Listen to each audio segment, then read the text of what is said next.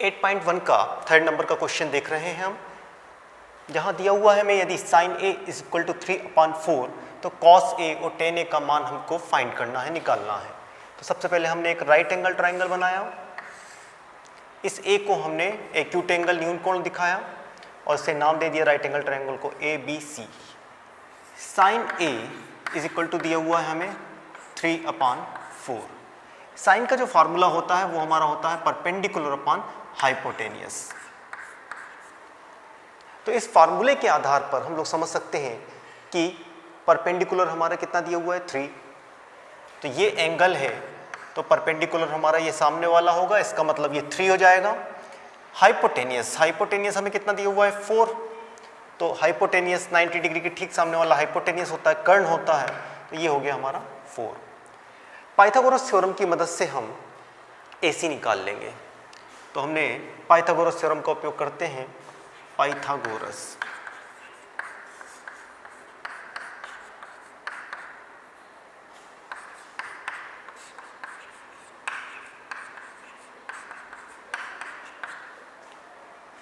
होता है हमारा क्या, hypotenuse square perpendicular square plus base square.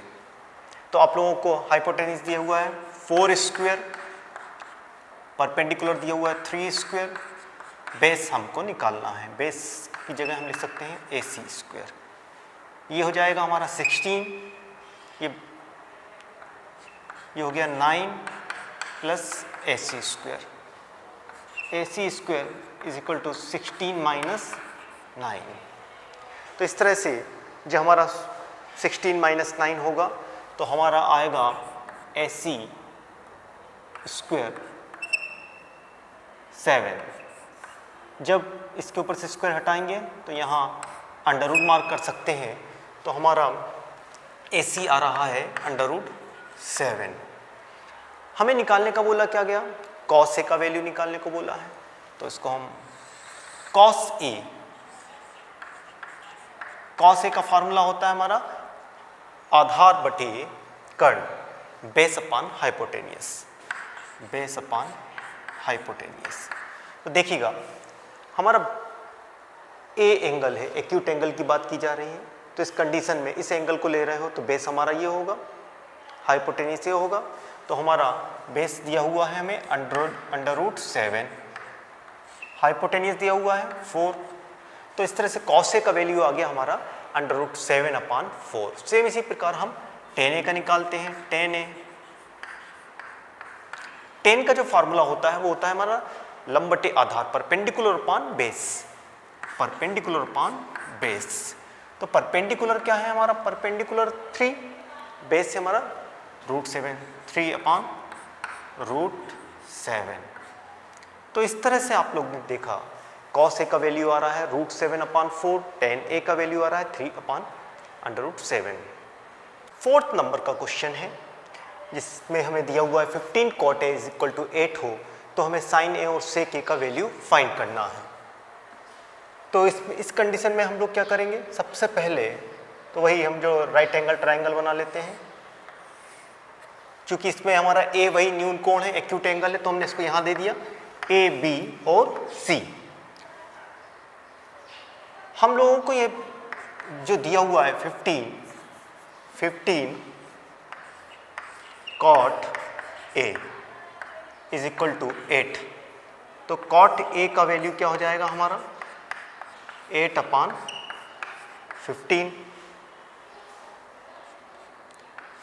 ये जो फार्मूला है ये होता है हमारा बेस अपॉन परपेंडिकुलर का। कॉट का जो फार्मूला होता है वो क्या होता है, बेस अपॉन परपेंडिकुलर।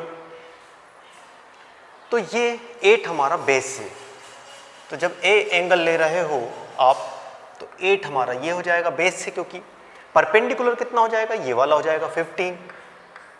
इस बार पाइथागोरस थ्योरम लगाएंगे हम लोग, तो पाइथागोरस लगाते हैं हम।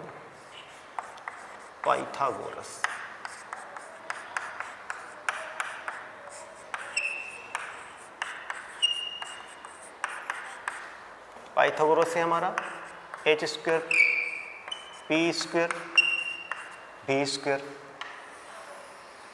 तो देखिएगा इसमें हम वैल्यू को पुट करते हैं 15 स्क्वायर प्लस 8, परपेंडिकुलर की जगह 15 स्क्वायर लिख दिया, बेस की जगह हम लोगों ने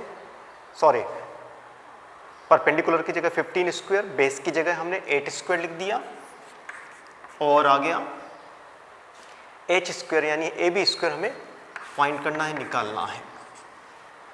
15 का स्क्वायर करते हैं तो आता हमारा 2 2 5, 8 का जब करते हैं स्क्वायर तो आता है हमारा 64, तो ए बी स्क्वायर का वैल्यू आएगा हमारा 9 8 2। A B square is equal to आ रहा है हमारा 289। इसके ऊपर से यदि हमें अंडर रूट हटाना है तो A B is equal to हो जाएगा हमारा 17, तो ए बी हमारा आ जाता है कितना 17, तो ये 17 मार्क कर दिया हमने। अब हमें वैल्यू किसका निकालना है, साइन ए और सेक ए का। तो साइन ए का फार्मूला होता है परपेंडिकुलर अपॉन हाइपोटेनियस। तो परपेंडिकुलर दिया हुआ है 15, इसके ठीक सामने वाला परपेंडिकुलर तो 15, हाइपोटेनियस दिया हुआ है आपको 17, ये 17 आ गया। सेम इसी प्रकार हमें निकालना है क्या, सेक ए। तो सेक ए को निकालने के लिए हम एक काम करेंगे, सेक ए, सेक ए का फॉर्मूला होता है hypotenuse upon base, hypotenuse upon base. तो हाइपोटेनियस क्या दिया हुआ है हमको 17,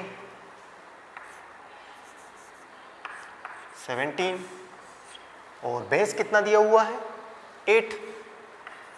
तो इस तरह से जो हमारा सेक ए का वैल्यू आ रहा है 17/8, साइन ए का वैल्यू आया 15/17, तो ये हमारा आंसर हो गया।